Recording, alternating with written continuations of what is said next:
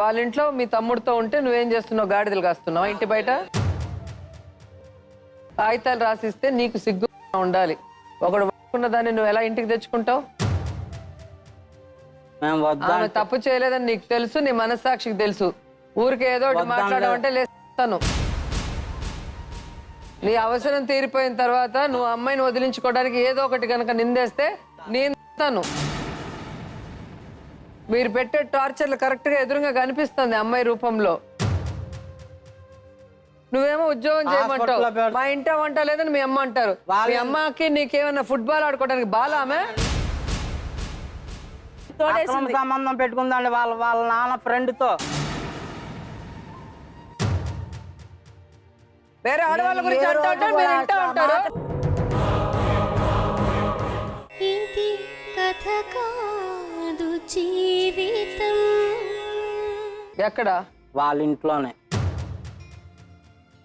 వాళ్ళ ఇంట్లో మీ తమ్ముడితో ఉంటే నువ్వేం చేస్తున్నావు? గాడిదలు కాస్తున్నావు ఇంటి బయట? మేడం, ఆ ఊరు పెద్ద మనుషులు నాకు ఒక బాండు కాగితం రాసిచ్చారండి. ఈ అమ్మాయిది ఏది మంచి అమ్మాయి, ఆ అబ్బాయి వచ్చి ఈ అమ్మాయిని ఏదో మాయమాటలు చెప్పి పడేసి ఉన్నాడు అని. కాబట్టి నువ్వు దేవుడు, నువ్వు ఈ అమ్మాయిని మళ్ళీ ఏలుకో. ఆ ఊరు సర్పంచ్ వాళ్ళందరూ నన్ను బతులాడి నా కాగితాలు రాసిచ్చారండి. కాగితాలు రాసిస్తే నీకు సిగ్గు ఉండాలి. ఒకడు పట్టుకున్న దాన్ని నువ్వు ఎలా ఇంటికి తెచ్చుకుంటావు? ఆమె తప్పు చేయలేదని నీకు తెలుసు, నీ మనస్సాక్షికి తెలుసు. ఊరికే ఏదో ఒకటి మాట్లాడమంటే లేస్తాను. కాదు మేడం, వాళ్ళు కాగితం ఏం కాగితం రాసిచ్చేది? ఇలాంటి కాగితాలు ఇన్ని చూసాం ఇక్కడ. మీరు పెట్టే టార్చర్లు కరెక్ట్ గా ఎదురుగా కనిపిస్తుంది అమ్మాయి రూపంలో. మీకు ఇష్టం లేదా పెళ్లి చేసుకోవద్దండి. ఒకవేళ మీకు అనుమానం ఉంటే వదిలేయండి, డైవర్స్ ఇవ్వండి. ఎవరో గంటకు దగ్గర బొంత దొరుకుతారు. నీలాంటి యదవల్ని చేసుకొని మీ అమ్మ దగ్గర మాటలు పడి, నీ దగ్గర మాటలు పడి. కాదు మేడం, మేము ఆ అమ్మాయిని ఇష్టపడి చేసుకోలేదు మేడం. మరి ఎందుకు చేసుకున్నావు? వాళ్ళ అమ్మ మా అమ్మగారు కాళ్ళు పట్టుకుంది మేడం. ఎందుకు పట్టుకుంటుందయ్యా? ఏం అవసరం? మాకు తెకానా లేదు. ఎవడు ప్రపంచంలో లేడా? వాళ్ళమ్మ ఇప్పుడు ఫోన్ చేసి అమ్మ మా ఇంటికి రా అంటే, మా ఇంటికి వాళ్ళ ఇంటికి 50 కిలోమీటర్లు అండి. నేను తీసుకెళ్లి కారులో దింపాలి లేదా బైక్ మీద దింపాలండి. నేను డ్రైవింగ్కి కిరాయిలకి వెళ్ళి డాక్టర్ గారి దగ్గర డ్యూటీ చేసి వస్తే నేను వెళ్ళి వచ్చాక కూడా తీసుకెళ్లి బైక్ మీద దింపాలి. మళ్ళీ నేను వెళ్ళి బైక్ మీద తీసుకురావాలి. నీ పెళ్ళమే కదా, ఏం కష్టం నీకు? ఒక రోజు 4 సార్లు అంటే వెళ్తాం మేడం. రోజు నేను వెళ్తాను. రోజు ఎక్కడ వెళ్ళినప్పుడల్లా? రోజు ఎందుకు వెళ్తుంది అమ్మాయికి? వెళ్ళినప్పుడల్లా నేను వెళ్ళాలండి. కాదు, రోజు వాళ్ళ అమ్మ ఇంటికి పోతే ఉద్యోగం ఎవరు చేశారు? జీతం తీసుకొచ్చి ఎవరు చేతికిచ్చారు? ఉద్యోగం 1 సంవత్సరం చేసింది మేడం. మరి రోజు వాళ్ళ అమ్మ ఇంటికి పోతే ఎట్లా ఉద్యోగం చేసింది? ఉద్యోగం సంవత్సరంలో ఆ అమ్మాయికి ఛార్జీలకి ఎంత అయింది మేడం? ఆ అమ్మాయి తెచ్చేది 3000 రూపాయలు జీతం అండి. 1500 వస్తాయా? నీకు 30,000 వస్తాయా? నాకు 30,000 కాదండి, నేను కిరాయిలకి వెళ్తానండి. ఎంత వస్తుంది? ఎండిగా కారు ఎంత వస్తుంది? 12,000 వస్తుంది. మరి నువ్వేదో కోట్లు సంపాదించినట్టు మాట్లాడుతున్నావు. అమ్మాయి డబ్బులతో నేను కాలేజీలో జాయిన్ చేసి కాలేజీలో చదువుకోమంటే మేడం చదువుకోవాలి మానేసిందండి. చదువు వద్దని చెప్పింది కదా, నువ్వేమో చదువుకో అంటావు. మీ అమ్మ ఏమో మొగోడ్లాగా డ్రెస్ వేసుకొని టింగు రంగాన్ని పోతావు అని చెప్తారు. నువ్వేమో ఉద్యోగం చేయమంటావు, మా ఇంట వంట లేదని మీ అమ్మ అంటారు. మీ అమ్మకి నీకేమన్నా ఫుట్బాల్ ఆడుకోవడానికి బాగా? ఇప్పుడు కాదు మేడం, 1 సంవత్సరం పాటు వాళ్ళ ఇంట్లో కూర్చుంది. దేనికి కూర్చుంది మేడం గారు? నువ్వు సరిగ్గా చూసుకుంటే నీ ఇంట్లో ఉంటుంది. మీ అమ్మ టార్చర్ పెడితే ఎక్కడ ఉంటుంది? కేసు పెట్టి లోపల ఇచ్చి తన్నిచ్చుండాలి నిన్ను. చిన్న అమ్మాయిని పెళ్లి చేసుకుని హారాస్మెంట్ చేస్తున్నావని. చిన్న అమ్మాయిని ఏం చేసుకోలేదు. నీ వయసుకి అమ్మాయి ఏంటి? కూతురు వయసు. నీ మొహం 19 సంవత్సరాలు అండి ఆ అమ్మాయికి. 19 సంవత్సరాలు? చిన్న వయసు. మాకు బుద్ధి ఉండదా ఏంటి? చేసుకోవాలి. బుద్ధి లేదు అని చెప్తున్నాను. ఆ రోజు కనుక కేసు పెట్టుంటే ఎత్తి లోపలేసి ఉంటారు చిన్న అమ్మాయిని చేసుకున్నందుకు. ఇంటికి వెళ్ళినా మేడం తోసేశారు మేడం, ఇంట్లోకి ఉండడానికి వీల్లేదని చెప్పేసి. స్టేషన్లో గొడవలన్నీ అయిపోయిన తర్వాత నేను ఇంట్లో కౌన్సిలింగ్కి వెళ్ళిన తర్వాత మేడం స్టేషన్లో ఆడవాళ్ళతో మాట్లాడుతుంటండి. ఏఎస్ఐ గారు అన్నారు, రా శ్రీనివాస్ ఏంటి అంటే, నేను కానిస్టేబుల్ అంటే చూపించి 3 మనుషులు కొట్టారండి. కొట్టి కోసానని కేసు పెట్టారండి. ఆ కేసు కాగితం కూడా ఉందండి. మా అమ్మని నన్ను బస్సులో వేపిమ్మని కూడా చెప్పారండి. ఎస్ఐ గారు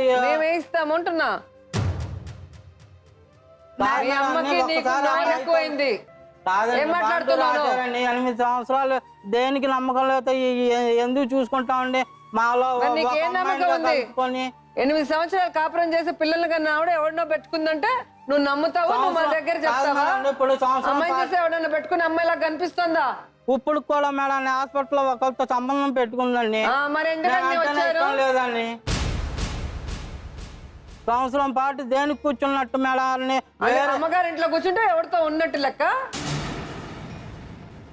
వేరే ఉందాము రమ్మంటే రాను, నీ చేతనని చేసుకున్నాను, మా ఇంట్లోనే ఉంటానని మాట్లాడారు. మా ఇంట్లోనే కాదు ఇంటికి వెళ్ళిన మనిషిని 3 మనుషులు కలిపి కొట్టేసి నా మీద కేసు పెట్టారు. లాయర్ దగ్గరికి వెళ్ళినాక మేడం నిన్ను వాళ్ళు కొట్టారు. అవునండి. ఈ పర్సనాలిటీ పెట్టుకుని నిన్ను కొట్టారు. అది ఇక్కడ ఉన్న వాళ్ళందరూ నమ్మాలి. ఆ రోజు బాగా సోమవారం రమ్మంటే శనివారం వచ్చేసి బాగా తాగేసి వచ్చేసి ఫుల్ వర్షం మేడం. ఆ వర్షంలో నువ్వు రావాల్సిందే అంటున్నారు మేడం. నేను రానన్నానని చెప్పేసి ఇష్టం వచ్చినట్టు ఇక్కడ మచ్చలు ఇంకా ఉన్నాయి మేడం. ఎంత కొట్టేసి గొంతు నలిమేసాడు. అయితే లాయర్ గారికి వెళ్ళిపోయి చెప్పారు. పిల్లకు కూడా ఇంత లావును వాసింది మేడం. మా అమ్మ అడ్డొస్తే అమ్మ పిల్లని ఎత్తుకొని వచ్చింది.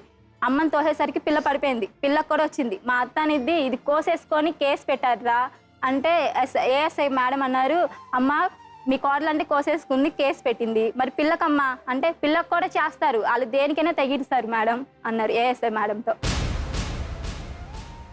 వెళ్ళిపోయారు మేడం. వెళ్ళిపోయి లాయర్ గారికి ఫోన్ చేసి ఏమండి మా అబ్బాయి ₹10 నాది మేడం గారండి. వాళ్ళమ్మ ఆ అమ్మాయి దగ్గర కూర్చొని ఒక్క అడుగు కదపలేదండి. గవర్నమెంట్ హాస్పిటల్లో డబ్బు ఎందుకు ఖర్చు అవుతుంది? బయట కాఫీలు, టిఫిన్లు, కారు ఎవరికి? వాళ్ళకా నీకు మీ అమ్మకా? వాళ్ళకండి. బయట వాళ్ళ చుట్టాలకు గాని వాళ్ళకి గాని మా అమ్మగారు కూడా నువ్వు ఆమెనే చూసుకోలేదు, ఇంకా వాళ్ళ చుట్టాలని చుట్టుపక్కల నువ్వు చూసుకున్నావు. అమ్మగారు, వాళ్ళ మేనత్త గాని, వాళ్ళ నాయనమ్మ గాని, మా అమ్మ గాని, మా అన్నయ్య గాని, మా అక్క గాని, మేము అందరం వాళ్ళ నానమ్మ మీ బంధువు కదా? అదే మేడం. మరి వాళ్ళ చుట్టాలంటావు, నీ చుట్టాలని చెప్పు. ఇప్పుడు మాతో రాలేదు కదండి ఆమె. ఎక్కడికి రాలేదండి? నువ్వు మీ అమ్మ ఏదో పనులు చేస్తే ఎందుకు వస్తారు? మేము ఏదో పనులు చేశారు. ప్రూఫ్లు ఉన్నాయండి మేడం. నువ్వు ఆ ప్రూఫ్లు కోర్టుకి తీసుకురా. ఒక్కసారి ఆ ప్రూఫ్లు కోర్టుకి తీసుకురా. నేను నీ భార్యను తీసుకొచ్చి కేసు వేసి ఎత్తి లోపల ఇస్తా. ఏమమ్మా, ఏం కోరుకుంటున్నావు? ఆయన మీద నమ్మకం పెట్టుకుని నేను అక్కడికి వెళ్ళాను మేడం. ఇంటికి వేరే ఉండాల్సిందే అన్నారు మేడం. కోర్టుకి వెళ్ళిన తర్వాత నేను వేరే ఉండలేను, ఎప్పుడు అనుమానం, చిన్న పిల్ల చేత నేను మంచిదాన్ని కాదని చెప్పించారు. రేపొద్దున వేరే ఉంటే నన్ను ఎవరినైనా తీసుకొచ్చి ఇంట్లో పెట్టైనా సరే నన్ను మంచిదాన్ని కాదని చెప్తారు. ఫస్ట్ నుండి మంచిది కాదు, ఎఫ్ఐఆర్లు ఉన్నాయి అంటున్నారు. మా పిన్నికి ఫోన్ చేసి మేడం నా దగ్గరికి అంట హాస్పిటల్లో నేను డ్యూటీ చేస్తున్నప్పుడు 4-5 ఆటో డ్రైవర్లు నా కోసం వచ్చేవాడని చెప్పారంట పిన్నికి. చెప్తే పిన్ అందంట ఆ పిల్లలు నా పిల్లలు కాదు అని చెప్పారంట. చెప్తే DNA టెస్ట్ చేయించుకుని అని నేను అన్నాను మేడం. అంటే పిన్ అంటే అన్నాడంట, వీళ్ళమ్మ వీళ్ళక్క అన్నారంట. DNA టెస్ట్ కాదు, మన షైన్ కాడ నుంచి ఇప్పుడు దాకా అది నీతో ఉందా ఇంకెవరితో ఉందా అని టెస్ట్ చేపిస్తాడన్నారంట. నువ్వు దేనికి ఉన్నావు? నీ ఇంట్లో వేరే ఉందాం రమ్మన్నా దేనికి రాలేదు? నువ్వు నమ్మకం లేకే రాలేదు. నువ్వు పిలిచి బెదిరిస్తే రావాల్సిన అవసరం లేదు. నీ కుటుంబంలో అమ్మాయికి నమ్మకం ఉంటే వస్తుంది. అమ్మాయి ప్రాణానికి నమ్మకం లేదు. మాట్లాడుతూ గమనాడు. వాళ్ళ అమ్మగారికి పిలిస్తే పరిగెత్తా రావాలా? కాదు మేడం, వాళ్ళ అమ్మ దగ్గర పెట్టుకొని ఇప్పుడు రమ్మంటే వెళ్ళిపోవాలి మేడం. వెళ్తుందయ్యా. వాళ్ళ అమ్మ కానీ పెంచింది. 19 సంవత్సరాల తర్వాత నువ్వు వచ్చావు. నువ్వు ముందు నుంచి లేవు. నువ్వు 19 సంవత్సరాల తర్వాత వచ్చావు. నీకన్నా ముందు ఉంది ఆ తల్లి. ఆ తల్లి పిలిస్తే వెళ్తుంది. ఎవడో పిలిస్తే వెళ్ళలా. మాట్లాడుతూ నువ్వు పిచ్చి మాటలు, పిచ్చి మాటలు మాట్లాడద్దు అంటున్నా. ఈ రోజు శ్రీనివాస్ తల్లి సొంత బంధువు అయి ఉండి కూడా ఈ రోజు కావాలని నాగశిరీషాని కోడలుగా చేసుకొని ఎందుకు ఇంత టార్చర్ పెడుతుంది? ఎందుకు ఇంత క్యారెక్టర్ అసోసియేషన్ చేస్తుంది? తన కూతురు తప్పు చేయకపోయినా ఇన్ని మాటలు అంటుంటే నాగశిరీష తల్లి ఎందుకు ఎదురు మాట్లాడలేదు? తన కూతుర్ని కాపాడుకునే విధంగా ఆ బియ్యపురాలితో ఎందుకు మరి మాట్లాడలేకపోతుందో ఆవిడ మాటల్లోనే అడిగి తెలుసుకుందాం. రండమ్మా.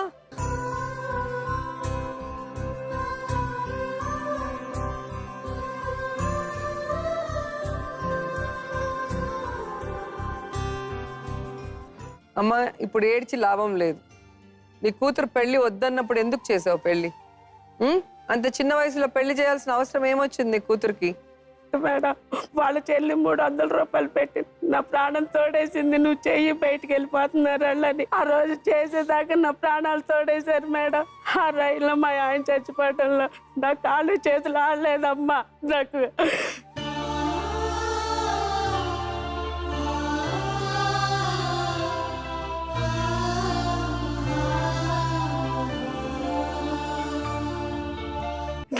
నా కూతురు కొందికి నేనే కోసుకున్న చేతులారా ఇవాళ నా పిల్లల జీవితం నాశనం చేసుకున్నాను.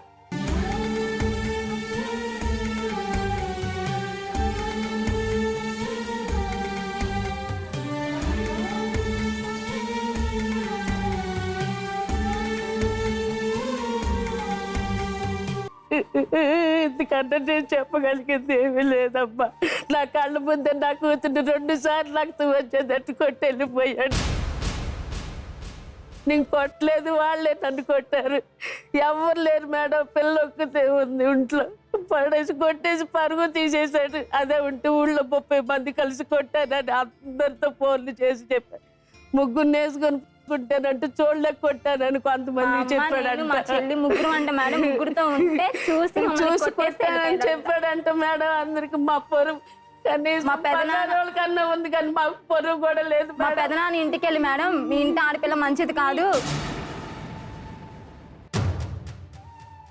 వాళ్ళ ముగ్గురుతో ఉంటే చూసి నేను కొట్టానని మా పెదనాన్న దగ్గర అంటే మా పెద్దమ్మ నువ్వు ముందు బయటకు వెళ్ళి మాట్లాడు అందంట. ఆ విషయం మా పెద్దమ్మ మొన్న చెప్తుంది మాకు. ఎందుకు మీరు ఇన్ని అవమానాలు పడుతూ వాళ్ళతో ఇంకా కూడా భరిస్తున్నారు? ఏం చేయను మేడం, మా ఇంట్లో మాకు దిక్కులేరు. వాళ్ళు ఇష్టం ఏం మాట్లాడి అందరు ఇంటికి అమ్మ కొడుకు పైకి వేసుకొని చుట్టాలు వీళ్ళకి వెళ్ళి వాళ్ళు మంచోళ్ళు కాదు, మేము వదిలించుకుంటామని చెప్పారంట. మా ఆయన వాళ్ళ నాన్నగారు ఉన్నారు కదా మేడం, వాళ్ళ బాబాయ్ మా ఊరు పెద్ద మనిషికి ఫోన్ చేసి మా అబ్బాయి దగ్గర అది మంచిది కాదని ప్రూఫ్స్ ఉన్నాయంట.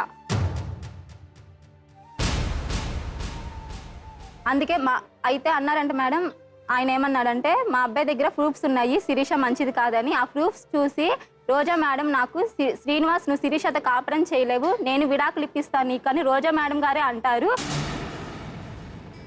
వాళ్ళు మేము స్కూటీ తోలనంటే ఆడవాళ్ళు మాటిని మానేసినట్టు ఉంటుందమ్మా, డ్యూటీకి వెళ్ళదు అని మేము ఏడిసి చెప్తే ఇక్కడేమి ఇంటి దగ్గర ఒప్పుకొని పెద్ద మనుషులు వెళ్ళి లాకి దిగిన కానించి పిల్లలకి వాళ్ళు ఇష్టం వచ్చినట్టు అమ్మ కొడుకు తోడు మా అమ్మ కూడా పంపించానండి. ఆ రోజు మా అమ్మ కూడా నాకు ఇంత మాట చెప్పాల.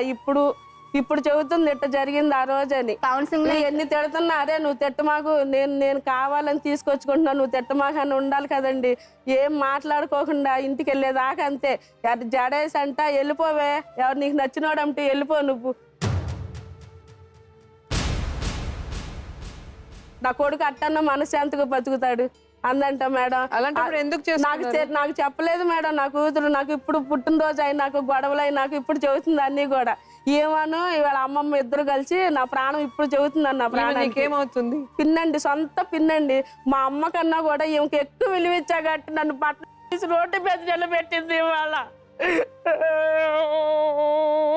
ఏమి విధి ఏమి విధిరా, బంగారు జీవితాన్ని కాలరాసెరా. ఏమి రాతరా, ఆ బ్రహ్మ చేతగాని రాత రాసెరా.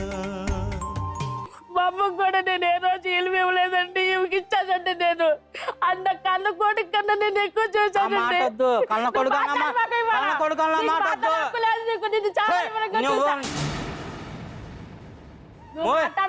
మాట్లాడలేదు చెప్పని మేడం. 4 పిల్లలకి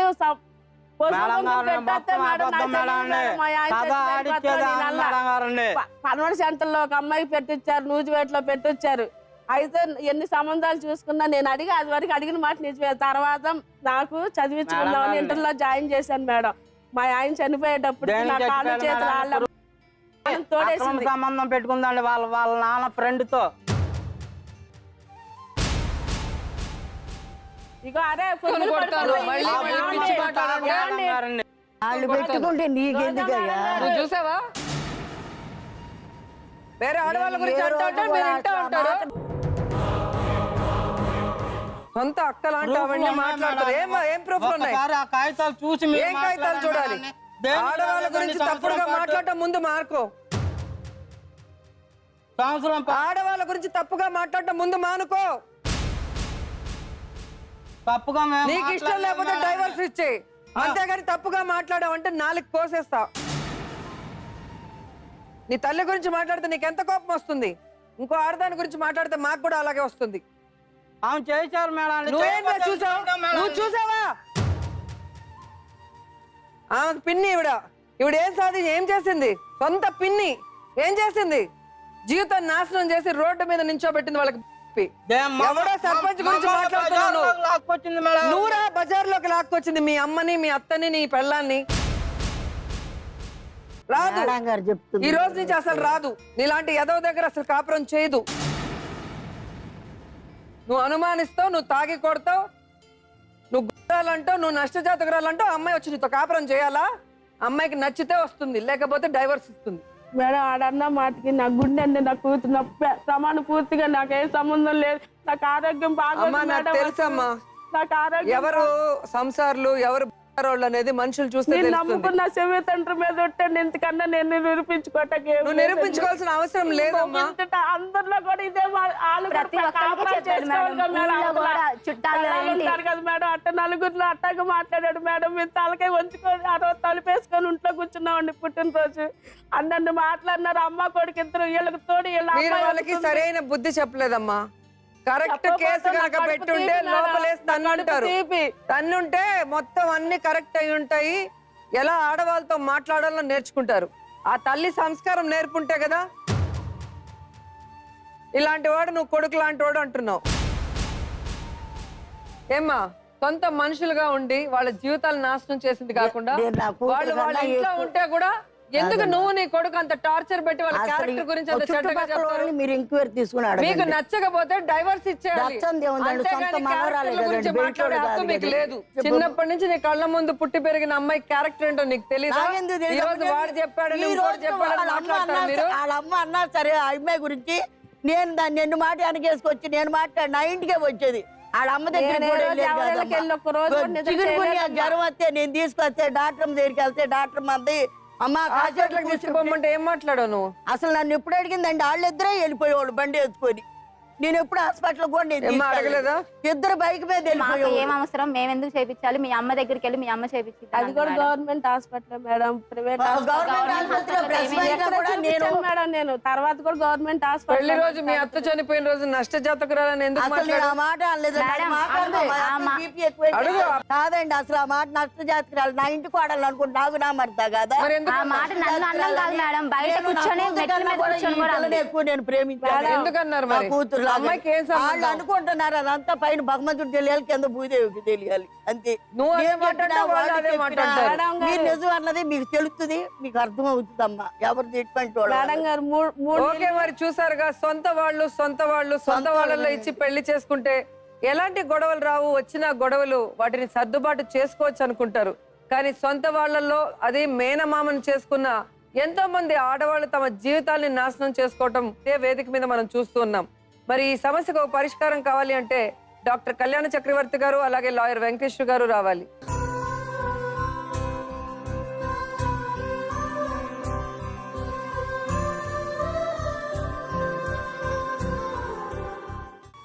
బతుకు జట్కా బండిలో చాలా మటుకు కేసులు మేస్త్రీలు లేదా మేనమామలు.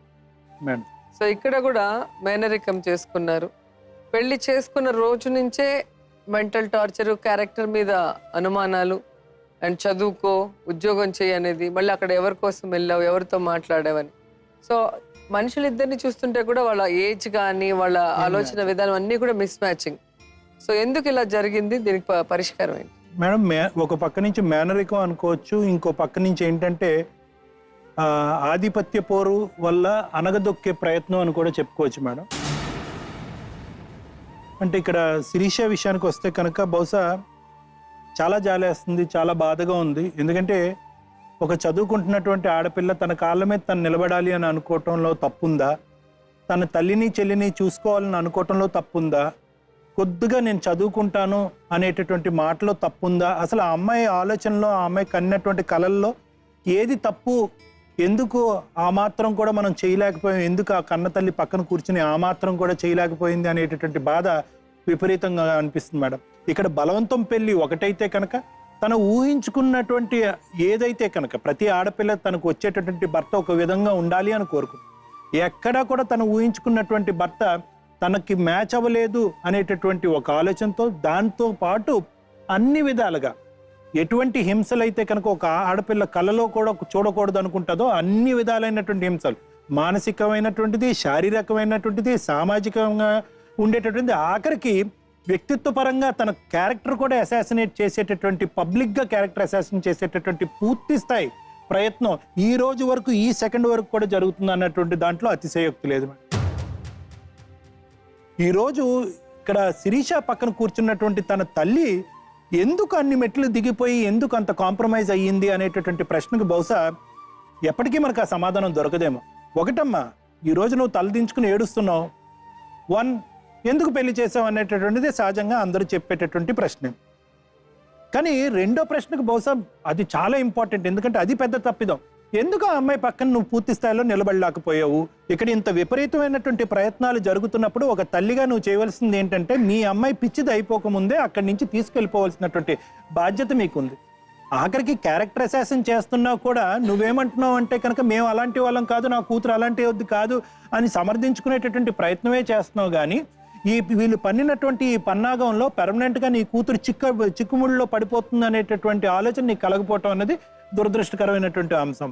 అయితే ఇక్కడ కూర్చున్న వాళ్ళందరికీ కూడా ఒక ప్రశ్న అయితే వస్తుంది మేడం, ఎందుకు శ్రీనివాస్ ఇంతకు భయానకంగా ఎందుకు ఇలా మారిపోయాడంటే, నేనైతే కనుక ఇందాక లాయర్ మేడంతో కూడా చెప్తున్నాను, అమాయకత్వంగా బయటకు కనిపించేటటువంటి లోపల శాడిజంగానే ఇది పరిగణించాలి.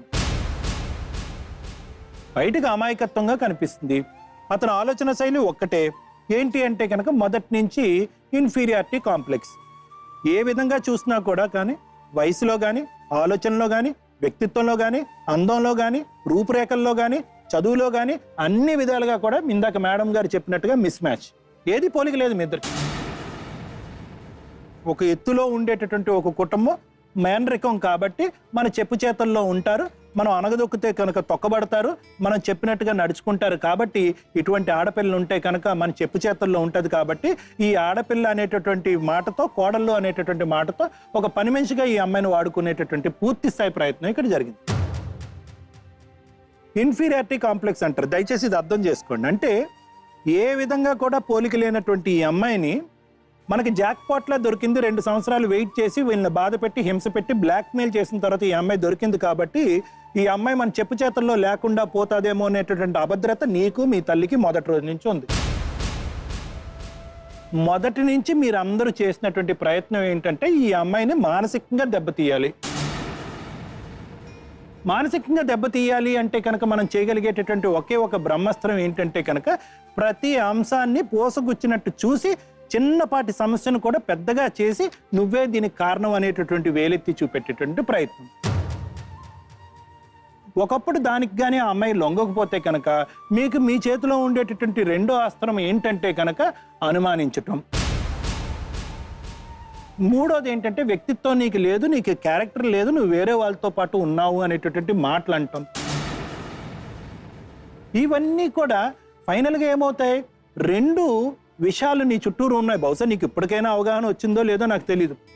ఈ ఇన్ఫీరియారిటీ కాంప్లెక్స్, ఈ అనుమానం అనేటటువంటి జబ్బుతో బాధపడేటటువంటి వాళ్ళకి అగ్గికి ఆర్జం పోస్తున్నట్టుగా తాగుడు అనేటటువంటిది ఒక భయంకరమైన తాగుడు. ఆ తాగుడుతో పాటు నీ పక్కనే కూర్చున్నటువంటి నీ తల్లి ఈ పద్ధతిలో ట్రైనింగ్ ఇవ్వకుండా ఆ పద్ధతిలో ట్రైనింగ్ ఇవ్వటం. దానికి తోడు ఈ దురదృష్టవంతురాలు ఈ అమ్మాయికి ఏంటంటే ఒక కాన్పే ఎక్కువ అనుకుంటే కనుక ఈ అమ్మాయికి కవల పిల్లలు. సో ఇటువంటి పరిస్థితుల్లో ఎలా అయిపోయింది అంటే కనుక ఆఖరికి నువ్వు DNA పరీక్ష చేయించుకుని నీ క్యారెక్టర్ని ప్రూవ్ చేసుకో అనేటటువంటి మాట బహుశా ప్రపంచంలో ఏ ఆడపిల్ల వినాలి అనుకో. దానికి మించినటువంటి నరకం అంటూ ఇంకోటి ఏదీ ఉండదు. ఏంటా కారణం అంటే కనుక ఈ అమ్మాయి క్యారెక్టర్ లేనటువంటి వ్యక్తిగా అతను తన అమ్మాయి హింస పెడితే కనుక ఇతను సఫర్ అయ్యేటటువంటి విధంగా ప్రపంచాన్ని అంతటికీ చూపెట్టాలి. కాబట్టి ఈరోజు బ్రతుకు జట్కా బండిని నీ కొడుకు ఒక వేదికగా వాడుకో. ఈ మానసిక పరిస్థితుల్లోంచి బహుశా ఏదో ఒకటి చేయాలి. ఇక్కడికి వచ్చిన తర్వాత ఒక సొల్యూషన్ ఇవ్వాలి కదా. ఆ సొల్యూషన్లో ఏంటంటే కనుక అతనికి ట్రీట్మెంట్ ఇవ్వాలి, ఈ అమ్మాయిని అతని దగ్గర నుంచి విముక్తి కలిగించాలి. దీనికి మించి నేను ఏం చెప్పను. ఈ అమ్మాయిని మాత్రం అక్కడ పంపించినట్టుగా అయితే కనుక అంతకు మించినటువంటి అన్యాయం ఇంకోటి ఉండదు. మరి మీరేమంటారు? అంటే వాళ్ళిద్దరు ఏం కావాలని కోరుకుంటున్నారు, నేను అది మాట్లాడాలనుకో. ఒక్క నిమిషం, నువ్వు చెప్పమ్మా, నువ్వేం కోరుకుంటున్నావు? నా పిల్లలకి తండ్రి కావాలి మేడం. ఆయన మా ఇంటికి వచ్చి ఉంటే నా పిల్లల్ని నన్ను చూడనవసరంలా, నా పిల్లల్ని బాగా చూసుకుంటుంటే నా పిల్లల్ని చూసే దాన్ని బట్టి నేనే వెళ్తా తర్వాత. ఇప్పుడైతే నేను వెళ్ళలేను. అది మీరు ఏమైతే చెప్పాలనుకున్నారు? మేడం గారిని ఈ అమ్మాయి ఇప్పుడు సంవత్సరం అయ్యిందండి, సంవత్సరం 3 నెలలు అయింది. కాదు మీరు చెప్పింది ఇప్పుడు ఆ అమ్మాయి క్యారెక్టర్ గురించి మాట్లాడుతూ ఉండండి, వినండి. క్యారెక్టర్ గురించి ఎవరో సర్పంచ్ రాసిచ్చాడు అంతే కదా? మీరేమైనా చూసారా? వాళ్ళ అమ్మ, ఆమె, వాళ్ళ పెద్దనాన్న వాళ్ళు ఇద్దరు ఏమైనా రాశారు ఇక్కడ తెండి? ఆడూరు సర్పంచ్ లేదు అలా ఉండు, చిన్న మంచిదాని కాదు తప్పు చేయలేదు. ఉండు అమ్మా, అదే అదే ఎటువంటి పరిస్థితుల్లో రాస్తారు అన్నది మాకు తెలుసమ్మా. ఎటువంటి పరిస్థితుల్లో రాస్తారు, మీరు ఏ స్థాయి వరకు మనుషుల చేత ఏం రాతలు రాయించగలరు అన్నది మాకు తెలుసు. చూడలేదండి ఆ పిల్లని. మీరు మరి ఈ రోజు ఎందుకు అలా చెప్పుకుందో ఏమో భగవంతుడికే తెలియదు. భగవంతుడికి ఏ రోజు నీ కొడుకు ఇక్కడికి తీసుకొచ్చాడు, ఆమె కాదు పెట్టింది. ఈయన పెట్టాడండి, ఈయనే మేము వచ్చామండి. పెట్టింది నీ కొడుకు. ఇక్కడ లాయర్ గారు ఉన్నారు, డాక్టర్ గారు ఉన్నారు, ఇలాంటి కేసులు చాలా చూశారు. కాబట్టి ఎవరు ఎందుకు మాట్లాడతారో అనేది మాకు తెలుస్తుంది. మీకేం కావాలి ఇప్పుడు? నాకు వస్తే కాపురానికి వస్తే నా విజయవాడలో నాకు నచ్చిన దగ్గర ఉన్న చోటుకు వస్తే భార్య కావాలి, ఇక్కడ ఉండేటట్టు అయితే భార్య అయితే వెళ్ళాను సార్. ఎందుకు మేడం ఒక్కసారి ఈ కాగితాలన్నీ చదవండి మేడం. ఇప్పుడు పోలీస్ స్టేషన్ లో కూడా కంప్లైంట్ అయిపోయిన తర్వాత మంచిది కాదు, పెళ్ళాం క్యారెక్టర్ మంచిది కాదు, దానికి సర్పంచ్ ఇచ్చాడు, వాడిచ్చాడు అని చెప్పి మాట్లాడుతున్నాడు. కాపురానికి తీసుకెళ్లాలన్న ఆలోచన ఎక్కడ కనిపించలేదు మేడం. ఇప్పుడు నేను ఇక్కడికి రావడానికి కూడా నాకు 2 మార్గాలు సార్. అక్కడికి నన్ను రమ్మంటున్నారు, నేనైతే అక్కడికి వెళ్ళలేను. విజయవాడలో నాకు నచ్చిన దగ్గర ఇల్లు పెట్టుకొని ఉంటా. వాళ్ళమ్మ నా గుమ్మం తొక్కడానికి వెళ్ళే సార్. ఆమెకు అవసరం అంటే ఒక 2 గంటలు వచ్చి చూసుకొని వెళ్ళిపోమానండి. అమ్మ నువ్వు మీ ఇంటికి రావడం కాకుండా మధ్యలోనే ఎక్కడన్నా సపరేట్గా ఉండే అవకాశం ఉందా? పిల్లలతో ఉండలేను మేడం. నువ్వు వెళ్తావా? కాపురానికి నీకు ఇంట్రెస్ట్ ఉందా లేదా? మా ఊర్లో వేరే ఉండమనండి మేడం. పిల్లల్ని బాగా చూసిన తర్వాత కృష్ణా జిల్లానే, అతనిది కృష్ణా జిల్లానే. ఆయన విజయవాడలోనే సపరేట్ గా ఉంటామని చెప్తున్నాడు. దానికి ఇష్టమేనా? నేను వెళ్ళేది కిరాయిలకండి. వెళ్ళలేను మేడం. ఇప్పుడు ఫోన్ చేశారంటే నేను 5 నిమిషాల్లో పార్టీ దగ్గర కారు పెట్టాలి సార్. అది ఊర్లో ఎలా ఉంటాడు ప్రాక్టికల్ గా? నా షాప్ దగ్గర నేను ఒక 2-3 కిలోమీటర్లో నేను వాళ్ళ తల్లి ఇన్ఫ్లుయెన్స్ చేస్తే ఇతను కొన్ని రోజులు పిల్లలు ట్విన్స్ కదా, కొన్ని రోజులు నాకు నమ్మకం కలిగారు. నమ్మకం కలగాలి. పిల్లలు ఎవరి దగ్గరికి వెళ్ళారు మేడం వాళ్ళు అసలు. ఎంత వయసు? 3వ సంవత్సరం, మన డిసెంబర్ 26కి 3వ సంవత్సరం వచ్చింది. ఏమంటావు? ఒక అమ్మాయిని నీ దగ్గర ఉంచుకొని పెంచుకో. నాకు అంత ఓపిక లేదు. లేదు మా అమ్మ వాళ్ళ దగ్గర వదిలేస్తాను. నేను పెంచలేను. ఒకళ్ళ పెంచలేరు, ఇద్దరిని ఎలా చూసుకుంటారు? నేను ఇవాళ వెళ్తే పొలం వెళ్తే 100 రూపాయలు. మీ అమ్మాయిని పంపిస్తారా పంపిరా కాపురానికి? ఆమె ఇష్టం అండి, అవన్నీ నాదేం లేదు మేడం. నేను చేసాను, ఖాళీ చేశాను. Okay right. ఈ కేసులో నేను ఎవరు తప్పు ఎవరు ఒప్పు అని మాట్లాడాల్సిన అవసరం లేదు. ఎందుకంటే మాట్లాడిన ప్రతి మాట వాస్తవం కాదు. ఆ వాస్తవానికి మాట్లాడిన ప్రతి మాటకి ఒక సాక్ష్యం అంటూ ఉండాలి. అదే కోర్టు చూసేటటువంటిది, చట్టం దృష్టిలో అంతే. ఇప్పుడు ఆ అమ్మాయి ఏదో బాగా కేసు అంతా ప్రజెంట్ చేసి ఏడ్చి చెప్పినంత మాత్రాన ఇతను సాటిస్ఫై అయిపోయేటటువంటి అవకాశం లేదు. అలా అని చెప్పేసి ఇతను అమాయకంగా నటించినంత మాత్రాన ఇతను ఒక మంచి భర్త కూడా అయ్యేటటువంటి అవకాశం. కానీ మన ముందు ఉన్నటువంటి సాక్ష్యాలు బట్టి చూస్తే మాత్రం ఏదైనా రేపు కోర్టుకు వెళ్ళినా కూడా జరిగేటటువంటిది. ఇతను మోపినటువంటి కేసు అంటే చట్టంలో ఏ విధంగా ఉంటుందంటే ఎన్ని అభియోగాలన్నా మోపచ్చుగాక ఆ అభియోగాలు మోపినటువంటి వాళ్ళే ప్రూవ్ చేయాలి. The burden of proof lies on the person who makes the allegations. అది లా. అంతేగాని ఈ కేసులో మీరు చూడండి, ఈ అమ్మాయి క్యారెక్టర్ బాగలేదు అని ఇతను చెప్తున్నాడు. చెప్పినప్పుడు ఆ బాగలేదు అని చెప్పినటువంటి ఆ క్యారెక్టర్ని, ఆ అలిగేషన్ ఇతనే ప్రూవ్ చేయాలి. అంతేగాని వాళ్ళు పదే పదే మా క్యారెక్టర్ చాలా మంచిది, మా క్యారెక్టర్ చాలా మంచిది అని చెప్పుకోవాల్సినటువంటి అవసరం లేదు. ఇంకా క్యారెక్టర్ విషయానికి ఇతను మోపినటువంటి అభియోగం విషయం వస్తే వాళ్ళు సర్పంచే రాశారు, రాసిచ్చారు, ఊరు పెద్దలు రాశారు, ఆవిడ రాశారు అని చెప్పి పదే పదే చెప్పి మనం చేతిలో డాక్యుమెంట్ పెట్టారు. ఈ డాక్యుమెంట్ లో క్యారెక్టర్ కి సంబంధించింది ఏమీ లేదు. వీళ్ళిద్దరి మధ్యన ఉన్నటువంటి చిన్న చిన్న మనస్పర్ధలు ఏమన్నా ఉంటే అవి సర్దుకొని ఇద్దరు బాగా జీవించాలి అనేటటువంటి ఒక అగ్రిమెంట్ మాత్రమే. అయితే ఒకటేంటంటే పదే పదే ఇతను ఈ అమ్మాయి కాపురానికి రావాలి అని చెప్పేసి చాలా ఎఫర్ట్స్ పెట్టాడు అన్నది మాత్రం మనకు కనిపిస్తుంది. ఎందుకంటే మామూలుగా జనరల్ గా కూడా అతను నువ్వు రావాలి అని కోరుకున్నాడు. ఈ బతుకు చెట్కా బండిలో ఇచ్చినటువంటి కంప్లైంట్ లో కూడా నా భార్య నా కాపురం సరిదిద్దాలి అని రాయడం జరిగింది. ఆఖరికి కోర్టు లీగల్ నోటీస్ కూడా ఇవ్వడం జరిగింది. ఆ లీగల్ నోటీస్లో కూడా ఈమె కంజుగల్ రైట్స్కి జాయిన్ కావాలి అని చెప్పడం జరిగింది.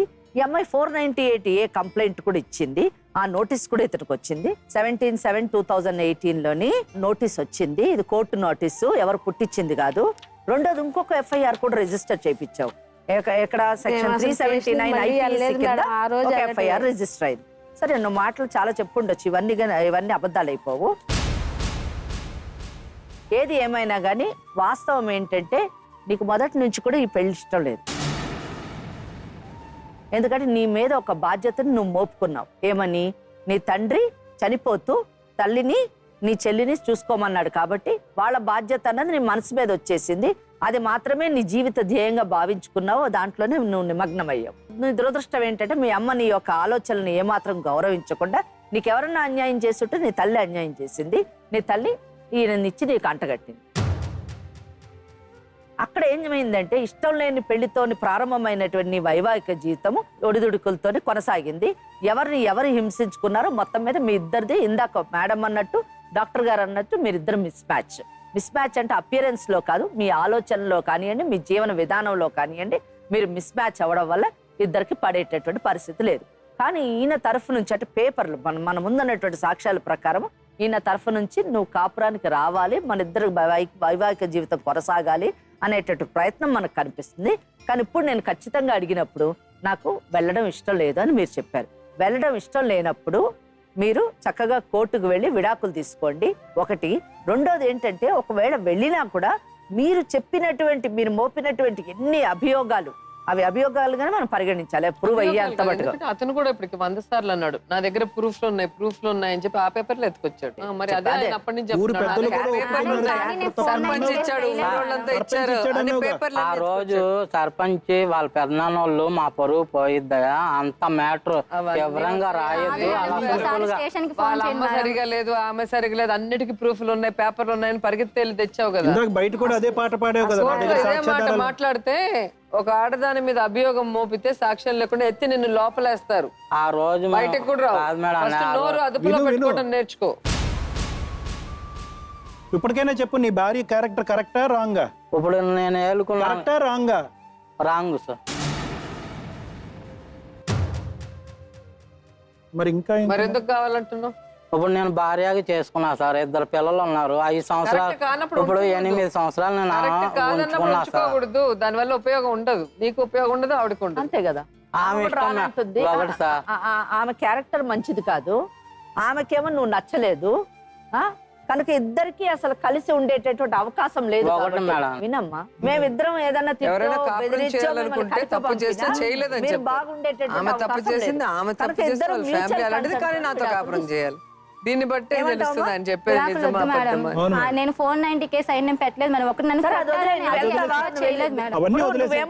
నువ్వేమో 1 గంట సేపు ఆయన గురించి మాట్లాడావు. ఇప్పుడు కలిసి అంతసేపు మాట్లాడిన నువ్వు ప్రతి దాంట్లోనే ఆయన వల్ల హింసాపూరితమైనటువంటి జీవితాన్ని జీవించానని చెప్పావు. అటువంటి వ్యక్తితో నువ్వు ఎందుకు ఉండాలనుకుంటున్నావు నాకు అర్థం కాదు. తండ్రి లేని బాధ నేను పడ్డాను మేడం. నా పిల్లలకి తర్వాత తండ్రి అదే బాధ. అలాంటప్పుడు కలిసి ఉండు. ఆయనతో నాకు విసుకొచ్చింది మేడం. కలిసి ఉండు, వేరే మాట్లాడొద్దు, కలిసి ఉండు.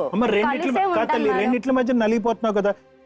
నేను తండ్రి లేకుండా తండ్రి కావాలంటున్నావు. అట్ ద సేమ్ టైం అతని చేతుల్లో నేను చచ్చిపోతానేమో అని భయపడుతున్నావు. అంతేనా? ఏది కరెక్ట్ కదా. మరి నువ్వు ఏదో ఒకటి డిసైడ్ చేసుకోవాలి కదమ్మా. అతను ఎక్కడుంటే అక్కడికి వెళ్ళి ఉండమ్మా. ఇలాంటి అన్ని చెప్తారనే మేడం నేను మంచిదాన్ని కాదని. ఇప్పుడే అంటున్నాడు హాస్పిటల్లో తలకేస్తే మెడకేయద్దు, జీవితం సెట్ చేసుకోవడం ప్రయత్నించు. అందుకే చెప్పింది ఆయన కావాలా వద్దా నువ్వు డిసైడ్ చేసుకో. ఆయన కావాలి అంటే నువ్వు విజయవాడకి వెళ్ళాలి, వద్దు అంటే డైవర్స్ ఇచ్చి మీ ఇంట్లో నువ్వు ఉండాలి. నా పిల్లలకి తండ్రి కావాలి కానీ నేను వెళ్ళి అక్కడ ఉండను. ఇవి కాలుకేస్తే ఏలికేస్తే బోడిగుండుకు వేసినట్టుంది. జీవితంలో డెసిషన్ తీసుకోవటం నేర్చుకో. నువ్వేమి ఇప్పుడు చిన్నపిల్లవు కాదు, 2 పిల్లలకి తల్లివి. మీ అమ్మకి డెసిషన్ తీసుకోవడం చేత కాక నీ జీవితం ఇలా అయిపోయింది. ఇప్పుడు నువ్వు డెసిషన్ తీసుకోవడం చేత కాకుండా తప్పు చేస్తే నీ 2 పిల్లలు అన్యాయం అయిపోతారు. పిల్లల్ని తీసుకుని వెళ్ళి అతను విజయవాడ రమ్మంటున్నాడు కదా, అక్కడికి వెళ్ళి ఉండు. మీరిద్దరు నా కౌన్సిలింగ్కి రండి, విజయవాడ వస్తాను నేను. కొంతకాలం ఫాలో అప్, ఒక 6 months పాటు కౌన్సిలింగ్కి రండి. ఆయన మీద నమ్మకంతో వెళ్ళలేను సార్ నేను. మరి డైవర్స్ ఇచ్చామ్మా, ఆయన ఇంకో పెళ్లి చేసుకొని ఆయన లైఫ్ చూసుకోవాలి కదా. నీకు డెసిషన్లో క్లారిటీ ఉండాలిరా. 6 months వరకు సపోర్ట్ ఇస్తామని చెప్తున్నావు. 6 months వరకు మనుషుల్లో పెట్టినప్పుడు కూడా ఇట్లాగే వాళ్ళు మేమున్నాం వెళ్ళమ్మా అన్నారు. వెళ్ళిన కాడ నుంచి ఆయన అందుకే నిన్ను ఎవరు బలవంతం చేయట్లేదమ్మా. కోరుకున్న దాని మీదే కదమ్మా. నిన్ను ఇక్కడ ఎవరు బలవంతం చేయట్లేదు. నిన్ను వెళ్ళమని చెప్పట్లేదు, వదిలేయమని చెప్పట్లేదు. రెండిట్లో ఒక డెసిషన్ తీసుకొని చెప్తున్నాను. అమ్మ నీ కూతురు ఏం చేస్తే బాగుంటుంది తల్లి ఇప్పుడు చెప్పు. 5 సంవత్సరాలు వాడు ఎన్ని బాధలు పెట్టినా వెళ్ళమ్మా వెళ్ళమ్మా అని పంపించుకున్నారు. అమ్మా ఇప్పుడు 7 ఏళ్ళు జరిగిపోయింది. ఒకసారి వినమ్మా, మీ ఇంట్లో పెట్టుకో. 7 ఏళ్ళు జరిగిపోయింది, సంవత్సరం నీ ఇంట్లో ఉంది. ఇక్కడ ఎవ్వరు బలవంతం చేయట్లేదు మిమ్మల్ని. మన ముందర ఉండేది నుయ్యా గొయ్యా అని రెండే ఉన్నాయి ఆప్షన్స్. కావాలంటున్నాడు, పెళ్ళాము కావాలి. 7 సంవత్సరాల్లో పెళ్ళానికి ఒక చీర, ఒక జాకెట్. 3 సంవత్సరాలు కావాలా వద్దా చెప్పమ్మా. అమ్మ రెండే ఆప్షన్లు ఉంటాయి, 100 ఆప్షన్లు ఉండవు కోర్టుకి వెళ్తే. వాళ్ళ క్యారెక్టర్ మంచిది కాదని చెప్పేటప్పుడు అలాంటి వాడితో ఎందుకు కాపురం చేయాలి? అక్కడికి వెళ్తే నరకం పెడతారు, తిండి కూడా బెటర్ అంటున్నారు. మరి ఎందుకు ఆ ఇంటికి వెళ్తుంది? ఆయనైనా ఎట్లాగా మీ ఇంట్లోకి తీసుకొచ్చి పెట్టుకుంటుంది మంచోడు కానప్పుడు? ఇన్ని జరిగిన తర్వాత నీ కూతురు గొంతు నిలిపోయాడు ఏదో ఒక రాత్రి. ఆ నమ్మకం లేక మరి నా పిల్లలకి తండ్రి లేకుండా నా పరిస్థితి ఎలా అయిందో రేపు నా పిల్లల పరిస్థితి కూడా అలాగే అయింది. పిల్లలు కావాలంటున్నారు, నాకు భర్త కావాలని వాళ్ళు ఎన్ని టార్చర్ ఒక్క నిమిషం నేను మాట వింటా. ఒక రిస్క్ తప్పించుకోవాలంటే ఒక రిస్క్ భరించాలి. 2 పిల్లలకి తండ్రి కావాలి, ఈవిడికేమో ఆయన వద్దు. ఆయన చెప్పిన దగ్గరికి రాదంటే ఈయన దగ్గరికి వచ్చారంట. పెళ్లి చేసుకుంటే మొగుడు వెనక నువ్వు పోవాలి, వాడు రాడు. కోర్టు కూడా అదే చెప్తుంది. చూడనప్పుడు వదిలేయమ్మా, నీకు ఇచ్చాడు కదా కోర్టు, మహిళలకు స్వాతంత్రం ఇచ్చారు కదా. ఇంత అవకాశం ఎవరిస్తారమ్మా ఇంత మాట్లాడటానికి నీకు? నీ జీవితాన్ని సరిదిద్దుకుంటావా ముంచుకుంటావా నీ చేతిలో ఉంది. నీ తల్లి చేసిన తప్పు నువ్వు చేయొద్దు అని చెప్తున్నాం. మా అమ్మ చేసింది, నేను చేసుకోనంటే పెళ్లి చేసింది, నాకు కష్టం వచ్చినప్పుడు మా అమ్మ గట్టిగా వాదించలేకపోయింది, నాకు సపోర్టివ్గా లేదని మీ అమ్మ మీద కూడా నెగిటివ్గా చెప్పావు కదా. రేపు నీ బిడ్డలు అలా చెప్పకుండా నువ్వు కరెక్ట్ డెసిషన్ తీసుకో. సో నీ భార్య మంచిదా చెడ్డదా? చెడ్డదే మేడం. అలా అయితే కోర్టులో నా క్యారెక్టర్ మంచిది కాదు నా భార్యది, కోర్టులో కేసు వేసుకొని విడాకులు కావాలని చెప్పి నువ్వు అప్లై చేసుకో. ఖచ్చితంగా నీ సాక్ష్యాధారాలు ఏవైతే ఉన్నాయో అవన్నీ ప్రొడ్యూస్ చేసుకుంటే కోర్టు నీకు విడాకులు ఇస్తుంది. నీ పిల్లల్ని చూసుకోవాలి అంటే అదే దాంట్లో నీ పిల్లల్ని చూసుకోవడానికి విజిటింగ్ రైట్స్ కోసం కూడా నువ్వు రిక్వెస్ట్ పెట్టుకుంటే ఎప్పుడెప్పుడు కలవచ్చు, ఎప్పుడు చూసుకోవచ్చు అని కోర్టు మీకు కేటాయిస్తుంది. ఓకేనా? మరో సమస్యతో మళ్ళీ కలుద్దాం. అంతవరకు సెలవు.